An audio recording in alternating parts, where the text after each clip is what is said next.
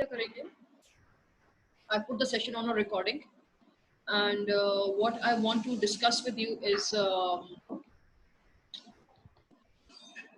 just give me a second.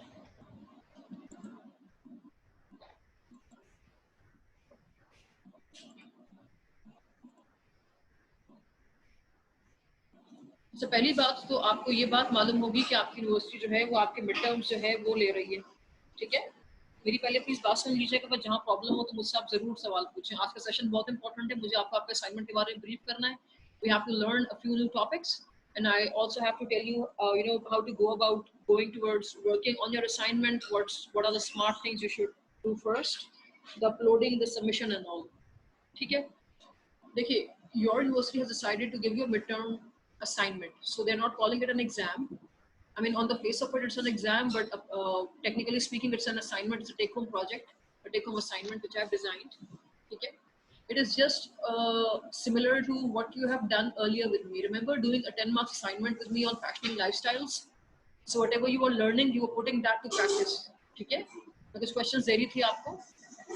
आपने LMS पहले भी मेरे साथ एक प्रोजेक्ट किया है, एक असाइनमेंट आपने किया 10 मार्क्स का, जिसमें कुछ क्वेश्चंस मैंने आपको दिए थे और आपको मैंने केस दिया था। केस जो था वो था Pakistan fashioning lifestyles, if I can recall it properly. तो आपने बुक को पढ़ा और आपने उसको अप्लाई किया, ठीक है, आपने भेज दिया, मैंने मार्क्स दे दिया आपको। अभी जो है मैंने जो आपको मिड टर्म असाइनमेंट बनाया है, that is just a similar thing, ठीक है, सही है। और से मेरी बात सुनिएगा, जो आपका मिड टर्म असाइनमेंट है, अपने पास प्लीज पेन पेपर आप एक रखें, अपने पास आप एक पेन पेपर रखें और मेरी बात गौर से सुनते जाइए। जब तक मेरी बात खत्म ना हो, काइंडली बीच में इंटरप्ट मत करिएगा, ठीक है। मेरी बात खत्म हो जाए, your questions are more than welcome, ठीक है। I am here to help you out, लेकिन बस पैनिक ना हो, ठीक है। मैं आप ही के साथ हूँ, I am with you all, panic नहीं होना, मैं आपको हेल्प करती हूँ। आपको जो बेटे 15 मार्क्स का मिड टर्म असाइनमेंट है, वो just let me open my email.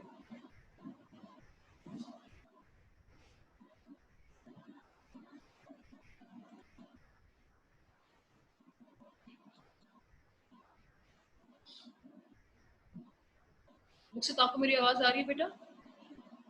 Yes ma'am, आ रही है। तो मैंने आपको जो है अपने पास लिखे हैं आप लोग, क्योंकि जो बच्चे क्लास में नहीं है वो भी obviously they get back to you for reference. I have given you 2 readings, ठीक है। I have given you 2 readings. एक रीडिंग जो है वो किसी ब्रांड पे है, सपोज करें नेस्ले पे है, नेस्ले मिल्क पैक पे है। दूसरी रीडिंग जो है सपोज करें वो आप सपोज करें पेप्सी पे है। तो मैंने आपको 2 रीडिंग्स दी हैं, ठीक है। LMS पे ये मैं अपलोड करूंगी सब कुछ, ठीक है। आपको मैंने दिए हैं टोटल 10 क्वेश्चंस, ये लिखे अपने पास। आपको टोटल 10 क्वेश्चंस दिए हैं मैंने, ठीक है। फर्स्ट 5 क्वेश्चंस जो हैं वो एक रीडिंग से हैं। मैंने बता दिया कौन सी रीडिंग से आपने फर्स्ट 5 क्वेश्चंस करना है। आपको जो इंस्ट्रक्शंस गिवन होंगी LMS पे, उसमें मैंने आपको बताया है कि जो फर्स्ट 5 क्वेश्चंस हैं वो आपने नेस्ले वाली रीडिंग से करने या फिर आपने टपाल वाली रीडिंग से करना है। तो उसमें कोई झगड़ा नहीं है, आपको बहुत क्लियरली इंस्ट्रक्शंस में बताया गया होगा कि you have to answer the first 5 questions the reference to the article on Tapal और नेस्ले और Honda, whatsoever is the case given to you, ठीक है। अच्छा, जो फर्स्ट 5 क्वेश्चंस हैं आपके, ये 8 मार्क्स के हैं। तो फर्स्ट 5 क्वेश्चंस जो हैं आपके दे आपको 8 पॉइंट्स, ठीक है। इसमें क्वेश्चन 1 और 2 जो है they are for 1 mark each. Question 1 and 2 is for 1 mark each. Question 3 and 4, 3, 4, 5, sorry, question 3, 4, 5 is for 2 marks each. Is for 2 marks each. ठीक है। तो इस तरह से क्वेश्चन 1 till 5 टोटल पूल जो है क्या बन गया, ये 8 मार्क्स का।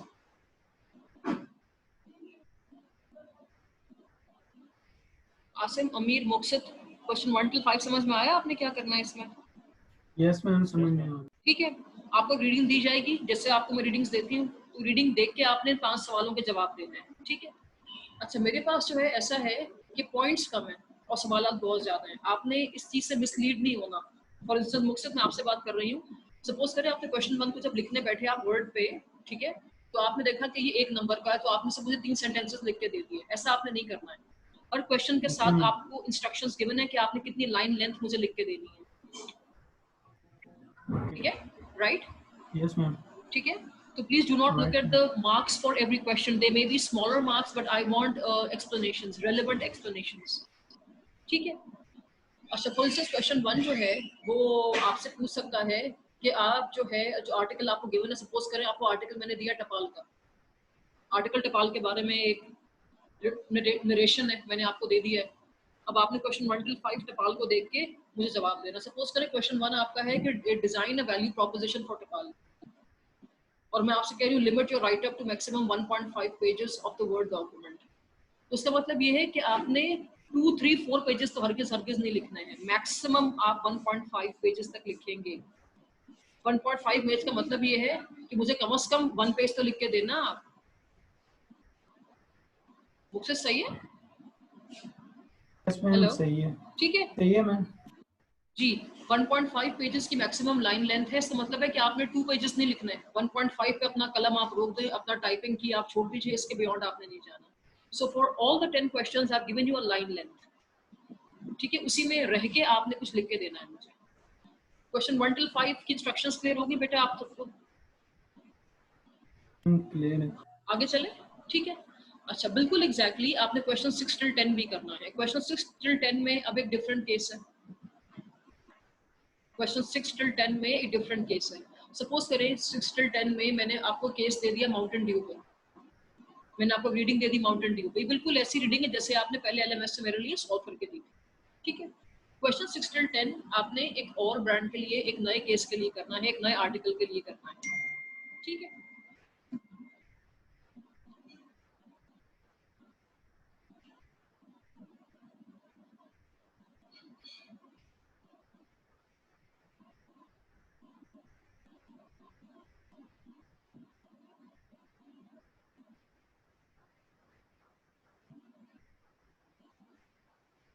Very sorry. So question 6 till 10 relates with a separate case. The case may be on HumMart, it may be on Daraz, it may be on parkvisions.com, it may be on Mountain Dew, it may be on Nestle's yogurt, किसी भी चीज पे हो सकता है। अच्छा, question 6 till 10 ये आपके पास 7 मार्क्स का है पूरा।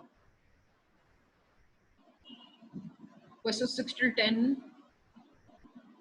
जो है ये पूल ऑफ क्वेश्चंस जो है दिस इज फॉर 7 मार्क्स। जैसे जो इससे पहले ऊपर मैंने आपसे कहा था कि जो फर्स्ट केस आपने लिखा है उसके सवाल टोटल जो है they have a pool of 8 marks, ठीक है। जो सेकंड केस है बेटे, सेकंड जो रीडिंग है आपकी वो टोटल 7 मार्क्स की है। And there are 5 questions, 6, 7, 8, 9 and 10। Books इतना आगे चलो students, shall I move on? Yes ma'am. अच्छा, इसमें क्वेश्चन लिखे अपने पास, question 6, question 8 and question 10। Question 6, 8 and 10, they are for 1 mark each. They are for 1 mark each.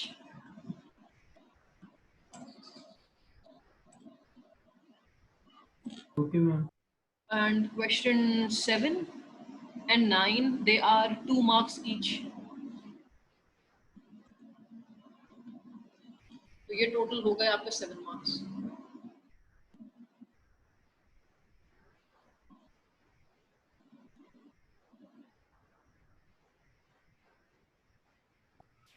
Hello बेटा, ये आप मैम, ये आप असाइनमेंट अपलोड कब करेंगे? बेटा मुझे अप्रूवल चाहिए एक दो लोगों से आपके डिपार्टमेंट में, तो जो ही अपलोड होगा तो आपको टेक्स्ट मैसेज कर दूंगी, ठीक है। Okay ma'am. ये लेटेस्ट असाइनमेंट आपको 15 तारीख को मिल जाना चाहिए मेरे एंड से, ओके ठीक है। मैम। मैं कोशिश करूंगी क्योंकि देखिए 15 तारीख तो लेटेस्ट लास्ट डेट है ना, मैं कभी भी अपना काम लास्ट डेट पे नहीं छोड़ती, आप भी नहीं छोड़ें।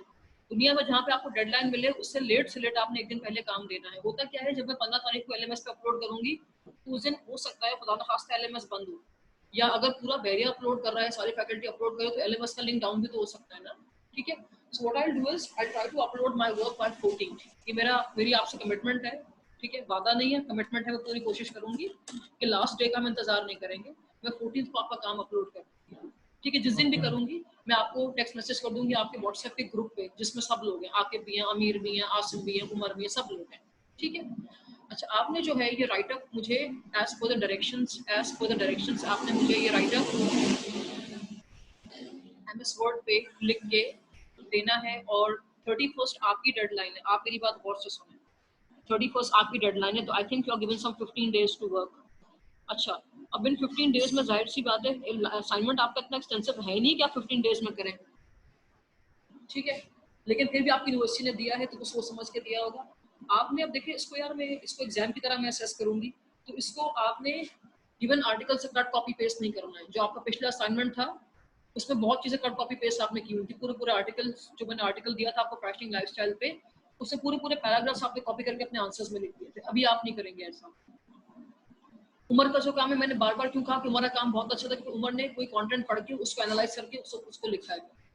सो आपने अपने वर्ड्स में बात करनी है। फैक्ट्स आप ऑब्वियसली वहीं से शेयर करेंगे, आर्टिकल से शेयर करेंगे, ठीक है, but do not copy the excerpts from the case. एक चीज और, लाइन लेंथ का मैंने आपको बता दिया कि मैंने आपको आइडिया दे दिया है कि आपने किस हिसाब से राइटअप को लिखना है। मैं कब चले पता मकसद को कि मैं मुझे इस आंसर में मजीद चीजें नहीं लिखनी, तो मैं आपको एक लाइन लेंथ दे दूंगी, ठीक है।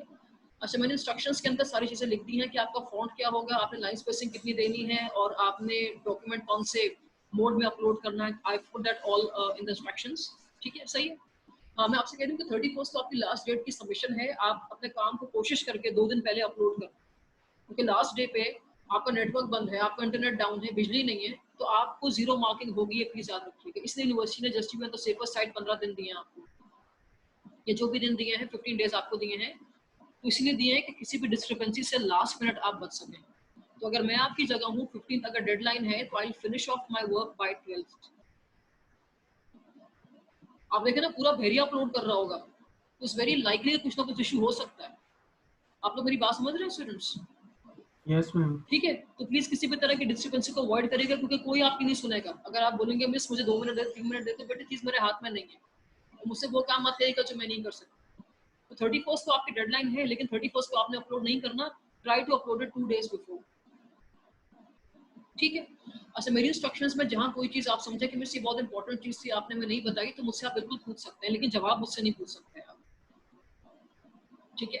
फॉर इंस्टेंस, अगर मैंने आपको कहीं पढ़ाया है कि यार प्रोडक्ट ओरिएंटेड मिशन स्टेटमेंट्स ऐसी होती हैं, मिशन और कस्टमर ओरिएंटेड ऐसी होती हैं, तो आप मुझसे एग्जाम के दौरान नहीं पूछ सकते, 15 दिनों में से दोबारा से समझा दें, ठीक है। आप मुझसे ये पूछ सकते हैं कि मिस आपने मतलब जो टेक्निकल चीजें हैं एग्जाम को लेकर आप मुझसे पूछ सकते हैं कि मिस आप ये दोनों ब्रांड्स की चाह रही हैं, एक की चाह रही हैं, ये सवाल आप मुझसे जरूर पूछ सकते हैं, but you can not ask me to explain something to you, ठीक है। एक चीज और, सवाल को अटेम्प्ट करने में प्लीज जल्दबाजी मत करिएगा। आपने पहले किताब पढ़नी है, ठीक है, क्योंकि अप्लाइड पेपर है आपका, एनालिटिकल पेपर है, कॉम्प्रिहेंसिव पेपर है। पहले आपने किताब पढ़नी है, वहां से आपने चीज सीखनी है। जैसे अमीर बात करते हैं, ठीक है, I like the way he talks to me. अमीर पहले किताब पढ़ के आते हैं, ठीक है, और फिर ही मुझसे डिस्कशन करते हैं, तो उनका बहुत एजुकेटेड डिस्कशन होता है, उसकी एक डायरेक्शन होती है। तो उस तरह से अगर कोई सवाल आपके इम्तिहान में, आपके असाइनमेंट में विजन और मिशन स्टेटमेंट्स को लेके हो, और अगर आपको लगे मैंने मार्च में पढ़ा था, तो ह्यूमनली आप भूल सकते हैं ना, ठीक है।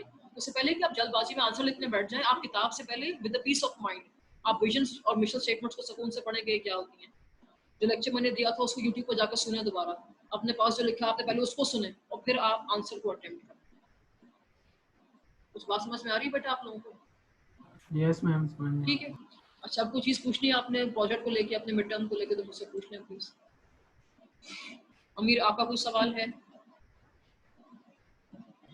मैम मिड टर्म में कौन से चैप्टर तक आएगा? हाँ यार, आपके 8 सेशन तक आएगा, तो आपने लकीली 8 सेशन तक मुझसे सिर्फ 2 ही चैप्टर पढ़े थे। बीच में आप लोग मतलब थे नहीं क्लासेस के लिए, तो हम कुछ चीजें मतलब कंटिन्यूएशन टूट गई थी ना क्लासेस की। यस। तो कोशिश करके इस मिड टर्म में आप लोग अच्छा स्कोर कर लें, क्योंकि आपका पूल जो है चैप्टर्स का वो बहुत कम है, ठीक है। इंस्ट्रक्शंस को आपने बहुत गौर से फॉलो करना याद रखिएगा। जिन स्टूडेंट्स के आंसर्स आपस में एक जैसे होंगे, वो आंसर्स कैंसिल हो जाएंगे, क्योंकि आपका एग्जाम है ये, ठीक है। अच्छा, आपको जो मैंने 2 रीडिंग्स दिए हैं, गौर से मेरी बात सुने। इनमें से एक रीडिंग जो है स्टूडेंट्स को एक इंटरव्यू है। फॉर इंस्टेंस, आप दराज के सीईओ के पास गए, ठीक है। तो उनका इंटरव्यू जो है वो मैंने आपको दे दिया है केस की शक्ल में, आर्टिकल की शक्ल में। तो वो खातून लोग सवाल कर रही हैं दराज के सीईओ से, ठीक है, और सीईओ साहब जवाब देते जा रहे हैं, सवाल जवाब पूरा आर्टिकल के अंदर है। तो कोई नहीं, उससे क्या फर्क पड़ता है, आपने तो रीडिंग समझ के ही पढ़ना है। It is just as if you have read an interview और आपने मुझे जवाब देना है उसको लेकर।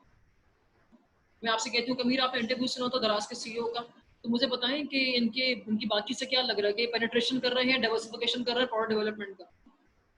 तो आपने इंटरव्यू पढ़ा ना उसका, मैंने आर्टिकल में दे दिया आपको। So you just have to simply give me an answer. समझ में आ गया आपको? Yes ma'am. कुछ पूछना है आप लोगों ने?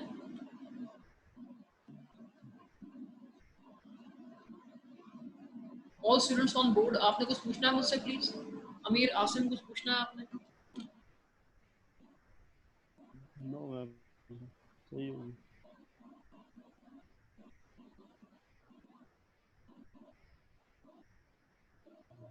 Just a minute.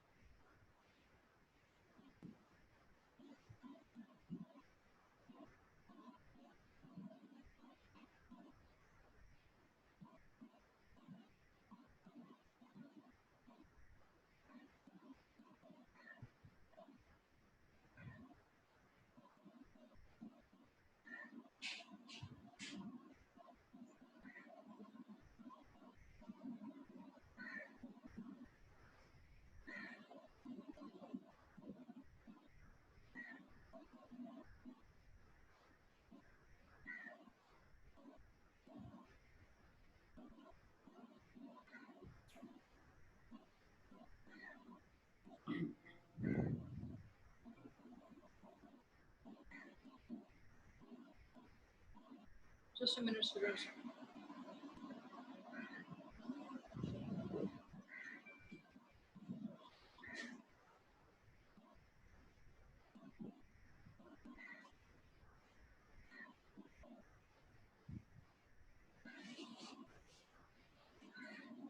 अच्छा, ठीक है। लास्ट हम क्या कर रहे थे?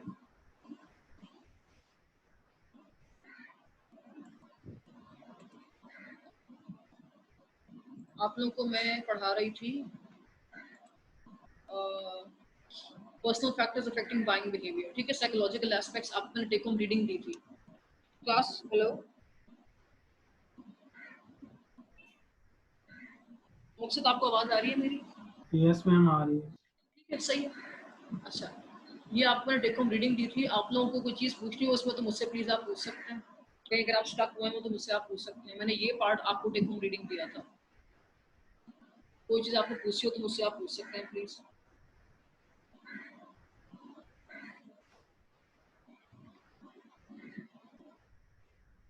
कोई सवाल हैं आपके?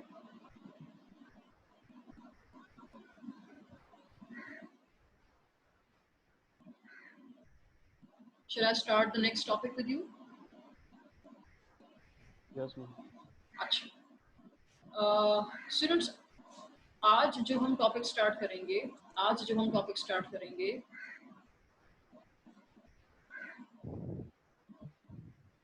I am going to teach you today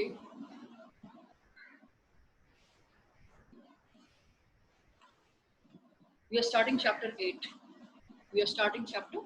This is product services and brands. chapter 8. अच्छा, यहाँ से जो है हम पहले डिस्कस करेंगे टेबल 8.1। ये प्लीज लिखते जाइए अपने पास। हम डिस्कस करेंगे यहाँ से टेबल 8.1, ठीक है, राइट। सेकेंडली हम यहाँ से डिस्कस करेंगे फिगर 8.2। हम डिस्कस करेंगे फिगर 8.2, ठीक है।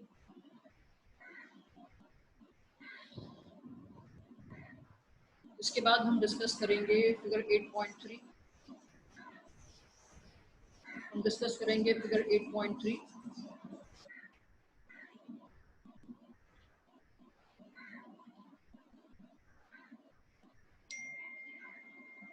ठीक है,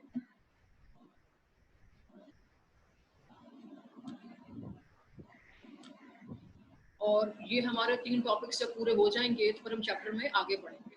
ठीक है, so let us start with table 8.1।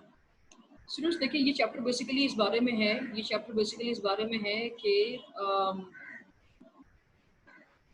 आप एज अ बिजनेस कंसर्न जब प्रोडक्ट्स लेके आते हैं, सर्विसेज लेके आते हैं, उनकी जब आप ब्रांडिंग के बारे में आप स्ट्रेटजी मेकिंग करते हैं, तो what kind of decisions do you actually make. For instance अमीर जो हैं ये अपना स्पोर्ट्स गुड्स का बिजनेस लेकर आना चाहते हैं। Session is going for an expiry as it does on Zoom, but please stay connected। ठीक है, जब भी होगा हमें चल जाएगा पता। सपोज करिए अमीर जो हैं ये बिजनेस खोल रहे हैं अपना स्पोर्ट्स गुड्स का, ठीक है, और आकिब जो है ये रेस्टोरेंट खोल रहे हैं अपना, राइट, और आसिम जो है ये अपैरल के बिजनेस में आना चाह रहे हैं। तो इनमें से जो है ऐसा है कि अमीर जो है ये प्रोडक्ट सेल कर रहे हैं, टेंजिबल हार्डकोर प्रोडक्ट सेल कर रहे हैं, टॉय सेल कर रहे हैं बच्चों के लिए, ठीक है। आसिम जो है वो अपैरल सेल कर रहे हैं, टेंजिबल गुड है, फिजिकलिटी रखता है। मुक्सद जो है वो एक सर्विस सेल कर रहे हैं, उनका बिजनेस जो है एक सर्विस होगी, ठीक है, ये एक रेस्टोरेंट जो है खोलना चाह रहे हैं। तो सवाल ये है कि हम एज बिजनेस कंसर्न्स जब प्रोडक्ट्स और सर्विसेज को ऑफर करने के बारे में सोचते हैं कंज्यूमर्स को, तो क्या क्या डिसीजन हमें लेने पड़ते हैं, क्या क्या डिसीजन हमें लेने चाहिए। तो ये पूरा चैप्टर जो है इसी बारे में है कि प्रोडक्ट्स सर्विसेज जब कंपनीज लेके आती हैं और उनको जब ब्रांडिंग के बारे में सोचती हैं वो, तो क्या क्या डिसीजन उनको लेने हैं, ठीक है। How to exactly build customer value, how to build exactly customer value. अच्छा, पहले हम क्या देखेंगे कि व्हाट इज अ प्रोडक्ट। इस चैप्टर में 3 आर्टिकल हमें पढ़ना है। इस चैप्टर में हमें एक आर्टिकल पढ़ना है प्रोडक्ट्स का, एक पढ़ना है सर्विसेज का, और एक पढ़ना है हमें ब्रांड्स का। और हम देखेंगे कि कैसे तीनों जो हैं मिलके वैल्यू बिल्ड करते हैं कस्टमर्स के लिए। So the first thing I am starting off with teaching you what products are. अच्छा स्टूडेंट्स, प्रोडक्ट क्या होता है? प्रोडक्ट बेसिकली कोई भी ऑफर होता है कंपनी की तरफ से। प्रोडक्ट बेसिकली क्या होता है? कोई भी ऑफर होती है एक कंपनी की तरफ से, और ये दी जाती है कंज्यूमर्स को, ताकि वो इससे वैल्यू डिराइव करें। उस वैल्यू को जो कंपनी कस्टमर्स को मिलती है उसके अगेंस्ट कस्टमर्स जो है कंपनीज को पे करते हैं, and that is how companies make business out of. For instance, मैं अगर एक बिजनेस हूँ और मैं प्रोडक्ट बना के सेल कर रही हूँ, मेरा प्रोडक्ट लैपटॉप से, मेरा प्रोडक्ट जो है वो एक लैपटॉप है, ठीक है। ये फूड प्रोडक्ट भी हो सकता है, मैं however technological product sell कर रही हूँ, ठीक है। तो सवाल ये आपने मुझसे पूछा कुछ आप लैपटॉप क्यों बना रही है, मैंने कहा मैं लैपटॉप बना रही हूँ कंज्यूमर को वैल्यू देने के लिए। तो आपने कहा miss what do you get out of it? मैंने कहा every time they are buying stuff from me, they pay me money, ठीक है। तो मुझे, मैं इससे बिजनेस अर्न करती हूँ, मैं इससे रेवेन्यूज अर्न करती हूँ। तो companies make products to satisfy consumer needs and wants. Companies जो है प्रोडक्ट्स बेचती हैं, बनाती हैं, क्यों बनाती हैं? To satisfy consumer needs and wants. और बदले में कंपनीज को क्या मिलता है? कंपनीज को मिलते हैं रेवेन्यूज, कंपनी को मिलता है मुनाफा, ठीक है, सही है, राइट। तो हम पहले प्रोडक्ट्स को डिस्कस करेंगे, ठीक है। सूरज, प्रोडक्ट्स में हमारे पास टाइप्स होती हैं। We have types of consumer products. Table 8.1 हम स्टार्ट करते हैं। We have types of consumer products. अच्छा, जो आर्टिकल मैं आपको पहले पढ़ा रही हूँ इस पूरे पावर पॉइंट में, इस पूरे चैप्टर में, आपने भी वो पहले ही पढ़ना है, ठीक है। If I am starting from table 8.1, तो आपने भी टेबल 8.1 को ही पहले फॉलो करना।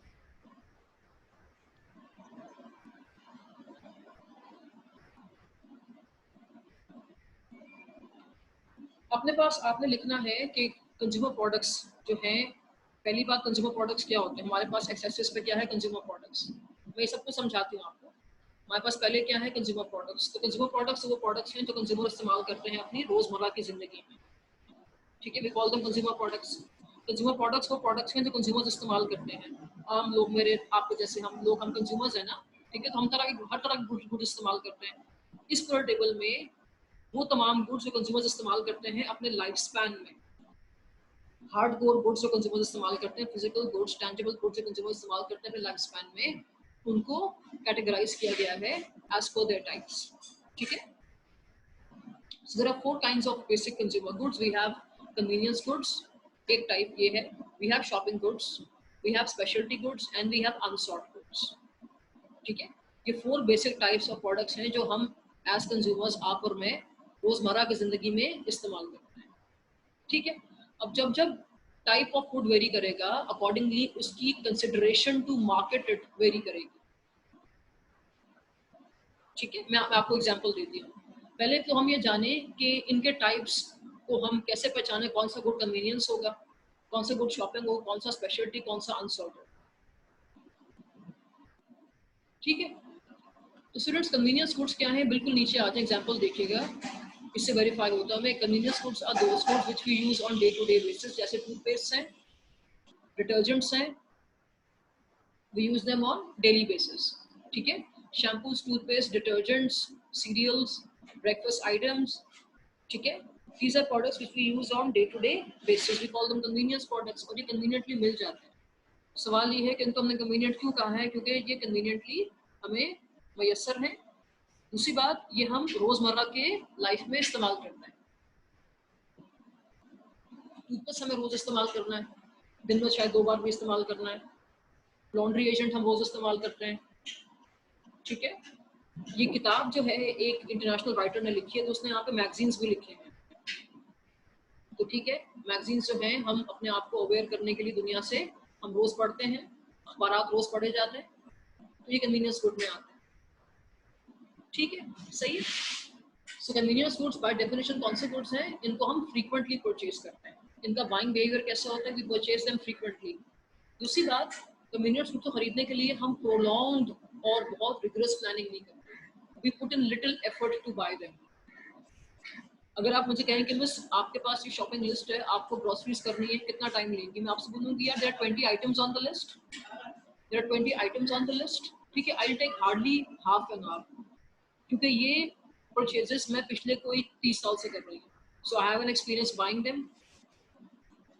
डे टू डे यूज के आइटम्स होते हैं. So with little planning and little comparison of shopping effort, I go towards